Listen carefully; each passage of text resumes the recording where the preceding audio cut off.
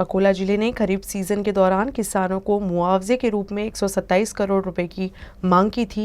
इनमें से 84 करोड़ रुपए अकोला जिले को प्राप्त हो चुके हैं। कृषि मंत्री दादा भूसे ने अकोला में एक संवाददाता सम्मेलन में घोषणा की कि ये राशि दिवाली से पहले वितरित की जाएगी।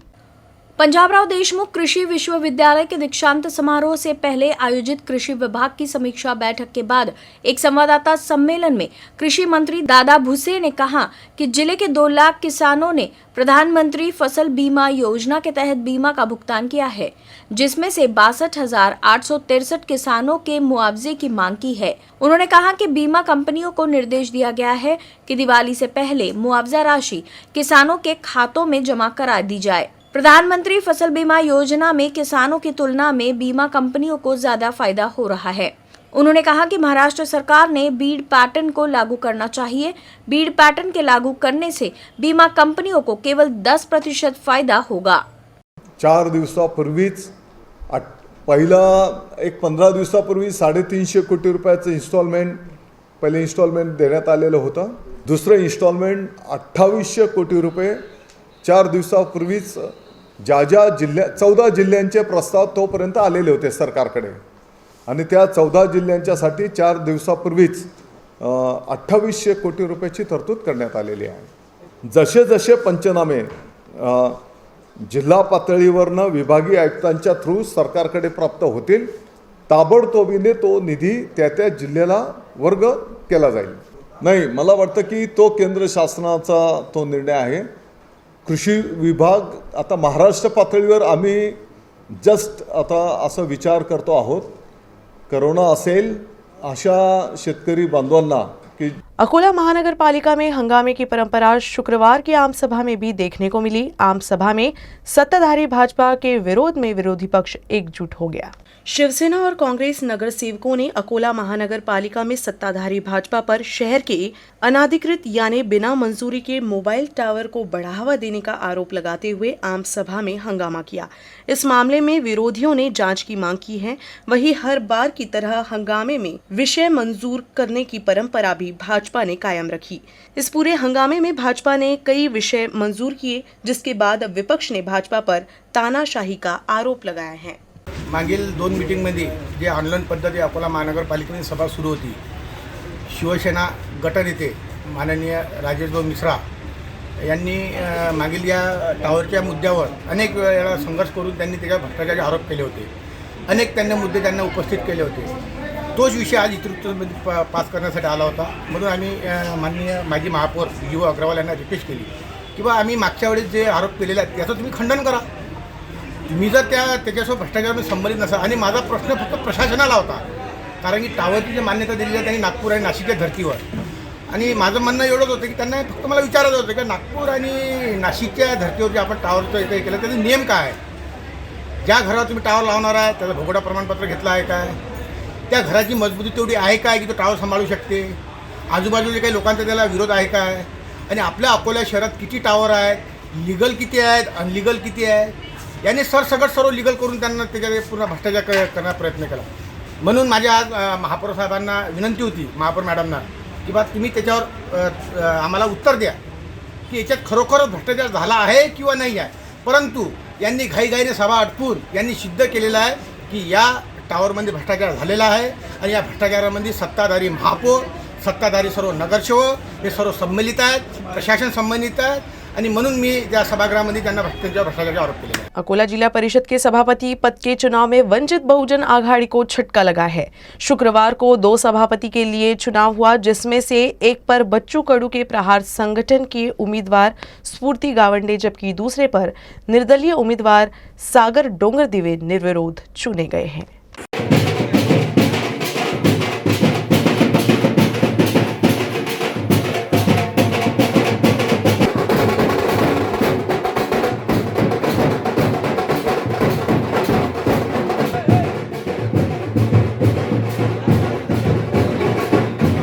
खरं तर म्हणजे ह्या आमच्या निवडणुकीची महाविकास आघाडीची रचनाच होती की ह्या जिल्हा परिषदमधून वंचित आघाडी हद्दपार झाली पाहिजे, परंतु निवडणुकीच्या मैदानात थोडंफार जे आम्ही कमी पडलो ते आज पूर्ण झेंज भरून निघाले। हा थोडासा झटका आहे, पण येणाऱ्या अध्यक्षाच्या निवडणुकीमध्ये ह्या जिल्हा परिषदचा अध्यक्ष महाविकास आघाडीचा झाल्याशिवाय राहणार नाही। या जिल्ह्यामध्ये वंचित आघाडी आज जी एकाएकी पडली, याचं कारण यांच्या नेतृत्वानं विचार करायला पाहिजे की ही वेळ ह्या जिल्ह्यामध्ये का निर्माण झाली, सर्वांनी आपल्याला का दूर केलं। अकोला जिले के सालपी वालपी गांव में हातोला गांव तक जल्द से जल्द सड़क बनाने की मांग की जा रही है। पक्की सड़क नहीं होने से परेशान ग्रामीण अपनी समस्या को लेकर जिलाधिकारी कार्यालय के बाहर अनशन पर बैठे हैं। अकोला जिले के सालपी वालपी गांव में पहुंचाने के लिए एक ही सड़क है, लेकिन बरसात के मौसम में इस सड़क पर पानी जमा होने से रास्ते की दुर्दशा हो गई है, जिससे ग्रामीणों के लिए इस मार्ग से होकर गुजरना मुश्किलों को निमंत्रण देने के समान है।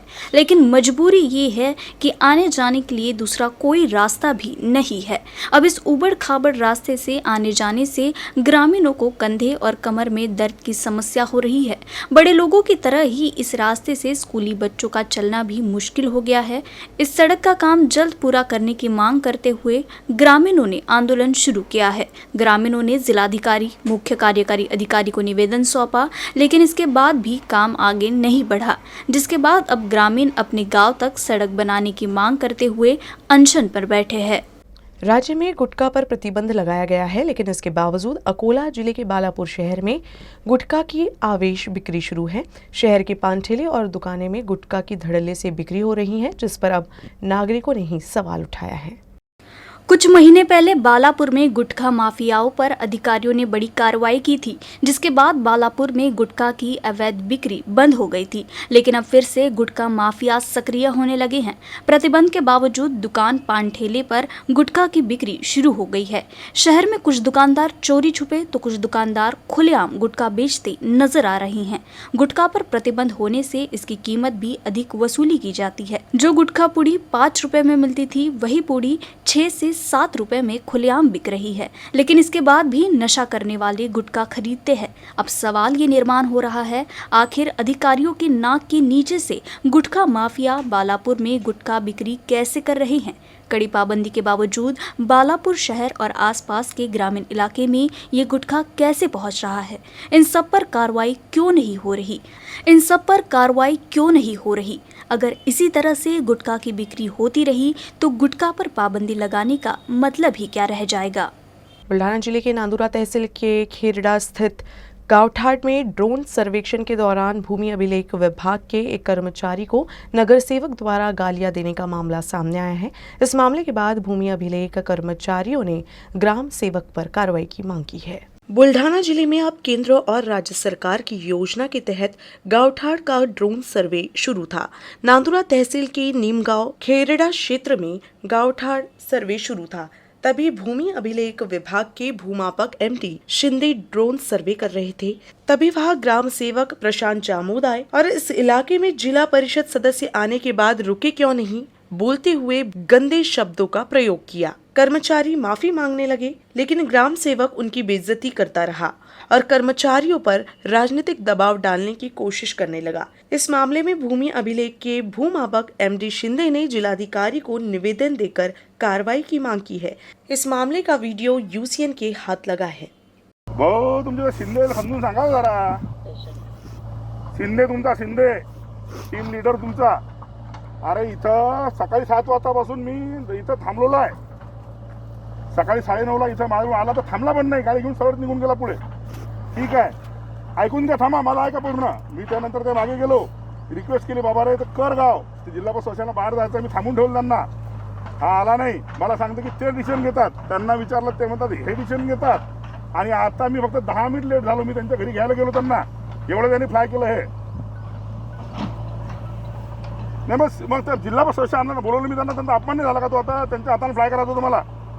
याचं काम नाही का थांबणं? सांगून गेलो त्याला मी आल्याशिवाय फ्लाय नको करू म्हणून। त्याला सस्पेंड करा, शिव दमदार नाही साहेब, सस्पेंडच्या लागी जातो शिंदे तुमचा अजिबात नालायक माणूस आहे एक नंबरचा। हे बोला तशी बोला, मी फोन देतो, बोल। हा बोला साहेब। जिल्हा परिषद सदस्य येणार होते, आता मी ते मला बोलले की मी यायलेलो म्हणून, तर मला काय नाही माहित नाही। सर्वेची टीम म्हणली, त्याने आलं, लावलं, चालू केलं साहेब।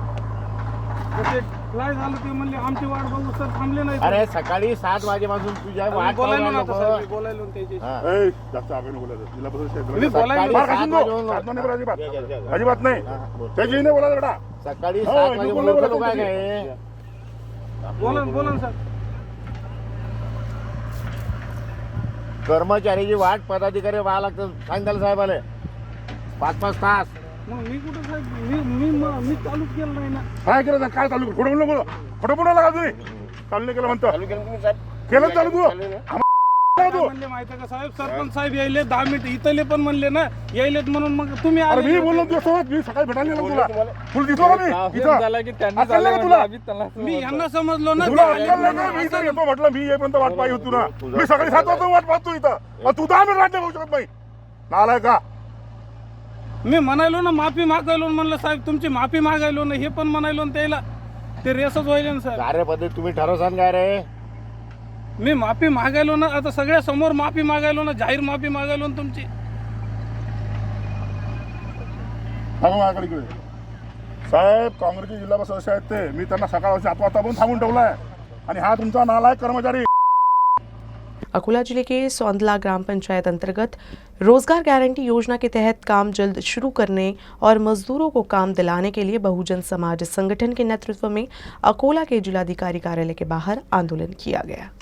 सौंदला ग्राम पंचायत अंतर्गत रोजगार गारंटी योजना का कार्य बंद होने से मजदूर आर्थिक संकट में हैं। स्थिति ये है कि उन्हें अपना भरण पोषण कर पाना भी मुश्किल हो रहा है। इसीलिए बहुजन समाज संगठन ने सौंदला ग्राम पंचायत अंतर्गत काम शुरू करने की मांग की है। काम शुरू करने को लेकर बार बार तहसीलदार और उप जिलाधिकारी को निवेदन भी सौंपा गया है, लेकिन काम शुरू नहीं हुआ। दिहाड़ी मजदूरी 108 रुपये प्रतिदिन की गई है। सौंदला गांव के मजदूर भूमिहीन हैं और उनके पास मजदूरी के अलावा जीवन निर्वाह का कोई दूसरा साधन नहीं है। इसलिए रोजगार गारंटी का काम शुरू करने की मांग की जा रही है। मजदूरों के हित में इन मांगों को लेकर आंदोलन भी किया गया। तेलारा तालुका सौंदळा येथील रोजगार मजूर वर्गाचा या ठिकाणी धरणे आंदोलन कार्यक्रम आहे आणि त्यांचा महत्त्वाचा मुद्दा एवढाच आहे की महाराष्ट्र शासनामध्ये रोजगार हमीच्या योजनेअंतर्गत विविध कामं दिल्या जातात। या गावच्या लोकांना काम मिळत नाही। या अन्यायाला वाचा फुटली पाहिजे, यांना न्याय मिळाला पाहिजे। नाहीतर ती म्हणत आहे रोजगार हमी अर्धे तुम्ही अर्धे आम्ही, तेव्हा या बाबीचा विचारविनिमय शासनानं करावा आणि अशा उपेक्षित लोकांना रोजगार हमी योजनेचा लाभ मिळवून द्यावा, एवढीच आमची शासनाकडून अपेक्षा आहे। या ठिकाणी आम्ही रोजगार हमीच्या भ्रष्टाचाराबद्दल भरपूर सांगायचं आहे, परंतु शॉर्ट बट स्वीट हमारा न्याय मिलने महत्वाचा है। अकोला जिले के बालापुर शहर में सरकारी योजना अंतर्गत मिले घरकुल अब समस्याओं का खजाना बन चुका है। घरकुल में मिले घर जगह जगह से कमज़ोर पड़ने लगे हैं, जिससे यहाँ रहने वाले लोगों को भी काफ़ी समस्याओं का सामना करना पड़ रहा है। बालापुर शहर के गाजीपुरा के घरकुलों में यहाँ पर रहने वाले नागरिक अपनी जान हथेली पर लेकर यहाँ रहने को मजबूर है। बालापुर नगर परिषद की ओर से दिए गए घरकुल की हालत दिन ब दिन बद से बदतर होती जा रही है। कई बार इन समस्याओं को लेकर नगर परिषद अधिकारियों को आगाह भी किया गया है, लेकिन घरकुल लाभार्थियों को नगर परिषद अधिकारियों की ओर से झूठे आश्वासन दिए जा रहे हैं। बारिश में घरकुलों की छत से जब भी बारिश होती है पानी टपक रहा है, तो कहीं साफ सफाई की समस्या है, लेकिन कोई भी अधिकारी इस ओर ध्यान नहीं दे रहे हैं, जिसकी परेशानी यहाँ पर रहने वाले आम नागरिक उठा रहे हैं। कई घरों में लोग प्लास्टिक डाल के रह रहे हैं, तो कई डर के साए में अपनी जिंदगी गुजारने को मजबूर है। नागरिकों ने प्रशासन से घरकुल की मरम्मत कराने की मांग की है। जालसा जिले के अंबड़ तहसील के शाहगढ़ में बुल्ढाना अर्बन बैंक में दिन दहाड़े रिवॉल्वर की दम पर लुटेरों ने लूटपाट की घटना को अंजाम दिया। आरोपियों ने रिवॉल्वर की नोक पर बैंक से 25 लाख रुपए और सोने चांदी के आभूषण पर हाथ साफ कर लिया। पूरी घटना सीसीटीवी कैमरे में कैद हुई है, जिसके आधार पर पुलिस आरोपियों की तलाश में जुट गई है। जालना जिले के अंबड़ तहसील के शाहगढ़ स्थित बुल्ढाना अर्बन बैंक की शाखा में चेहरे पर मास्क लगाकर आए 3 बंदूकधारी युवकों ने प्रवेश किया। तीनों ने बंदूक की नोक पर सबको एक जगह खड़े होने को कहा और बैंक में रखी 25 लाख रुपए की नकद और लॉकर में रखे सोने चांदी के आभूषण लेकर फरार हो गए। लगभग 1 करोड़ रुपए के माल पर हाथ साफ किए जाने की आशंका जताई जा रही है। ये पूरा मामला सीसीटीवी कैमरे में कैद हुआ है, जिसके आधार पर पुलिस मामले की जांच कर रही है। न्यूज रूम से बस इतना ही। खबरों का सिलसिला यूं ही चलता रहेगा। आप देखते रहिएगा UCN न्यूज।